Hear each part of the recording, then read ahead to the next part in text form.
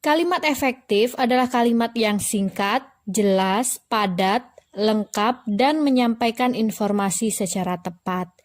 Dan beberapa sebab terjadinya kalimat tidak efektif itu, yang pertama ada maknanya tidak logis atau tidak sepadan.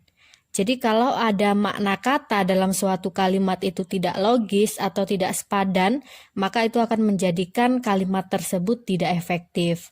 Ini contohnya, saya saling bersalaman. Itu merupakan kata yang tidak efektif. Saya saling bersalaman.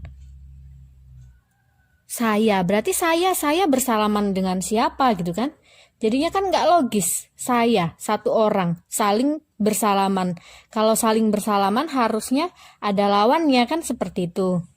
Oke, jadi yang logis atau yang efektif adalah kami saling bersalaman gitu.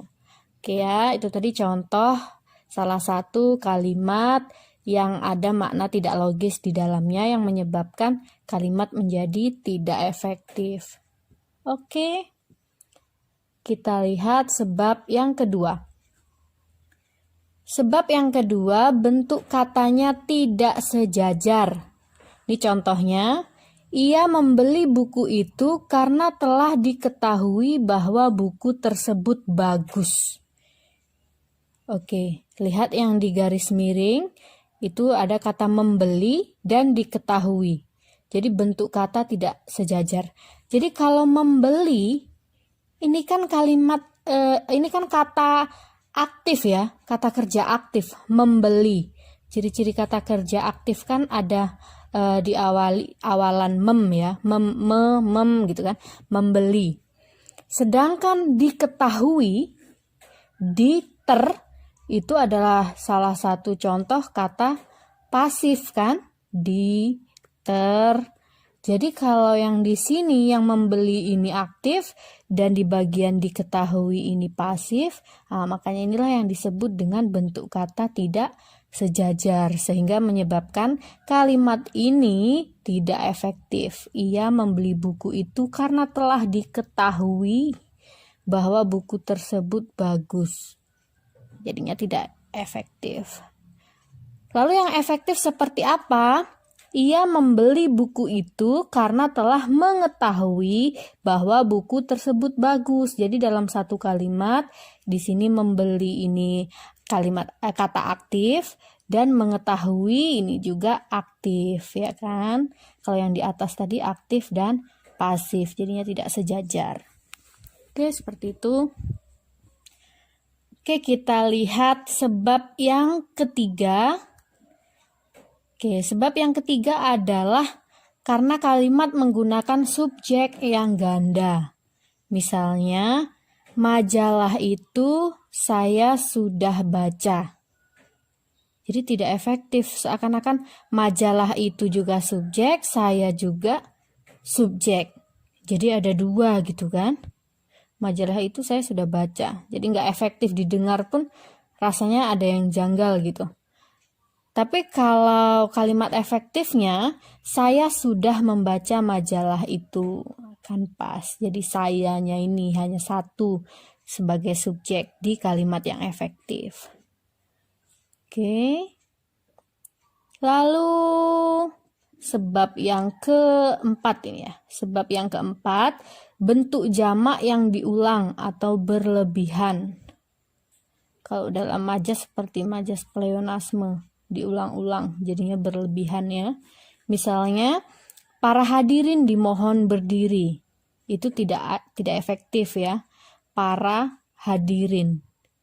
Jadi kalau udah hadirin itu rasanya udah mencakup semuanya gitu, ditambah lagi para hadirin dimohon berdiri, jadi berlebihan gitu, diulang lagi.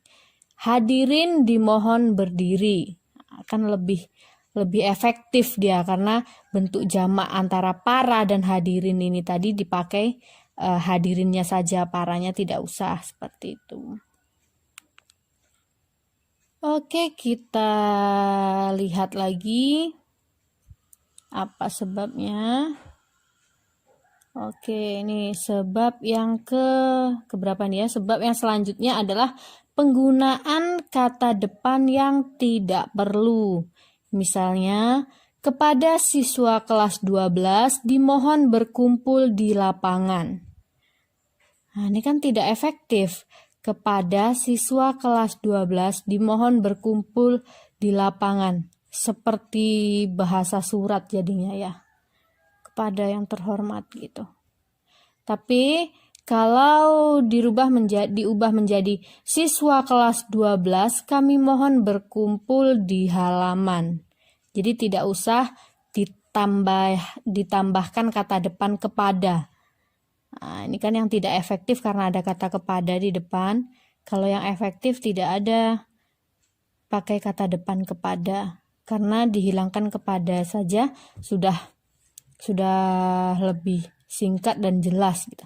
Siswa kelas 12 kami mohon berkumpul di halaman.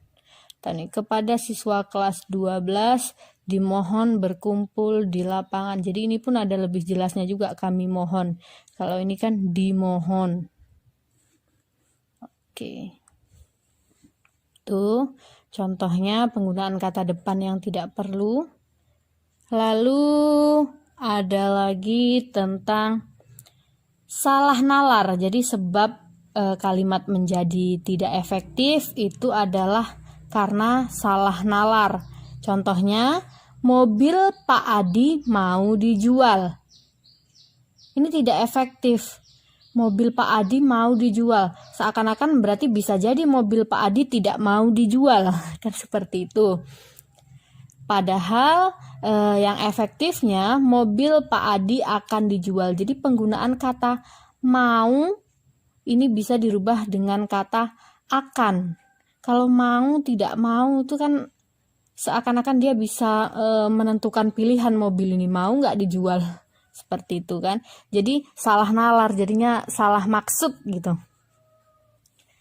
Jadi yang betulnya adalah mobil Pak Adi akan dijual. Seperti itu. Jadi Pak Adinya yang akan menjual mobil, bukan mobilnya yang mau dijual atau tidak gitu. Mobil Pak Adi mau dijual. Oke, jadi ini adalah sebab yang mengakibatkan kalimat juga menjadi tidak efektif seperti ini. Jadi memang betul-betul harus dipahami ya, karena sepertinya soal-soal tentang efektif atau tidak suatu kalimat itu sering sekali muncul kan kalau di dalam pertanyaan-pertanyaan, baik pertanyaan ujian atau pertanyaan apapun yang menyangkut bahasa Indonesia pasti tidak ketinggalan sepertinya soal-soal tentang kalimat efektif dan tidak efektif seperti itu. Oke, selanjutnya ada pengaruh bahasa daerah atau bahasa asing. Jadi di dalam kalimat tersebut ada memakai pengaruh bahasa daerah, ada terpengaruhi dengan bahasa daerah atau bahasa asing. Ini contohnya, para tamu undangan sudah pada hadir. Sudah pada hadir. Sudah pada lagi. Tapi kalau ngomong secara langsung, itu kan memang sering aja kita dengarkan para tamu undangan udah pada hadir gitu kan. Tapi ternyata itu tidak efektif. Yang efektif itu tamu undangan sudah hadir. Jadi tidak usah ada tambahan kata pada. Seakan-akan seperti pengaruh bahasa daerah gitu kan. Para tamu undangan udah pada hadir.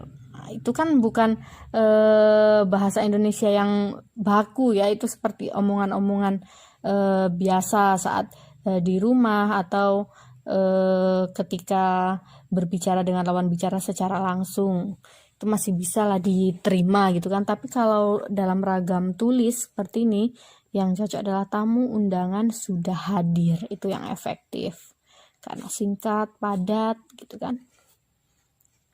Lalu yang terakhir ada kontaminasi atau penggabungan. Oke, misalnya nilainya sangat baik sekali. Itu tidak efektif.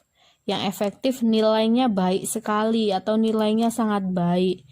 Oh gitu. Jadi ini seperti campur-campur, nilainya sangat baik sekali. Sebetulnya sepertinya ingin menekankan bahwa nilainya itu benar-benar baik gitu. Tetapi malah seakan-akan jadi boros gitu, semua ikut.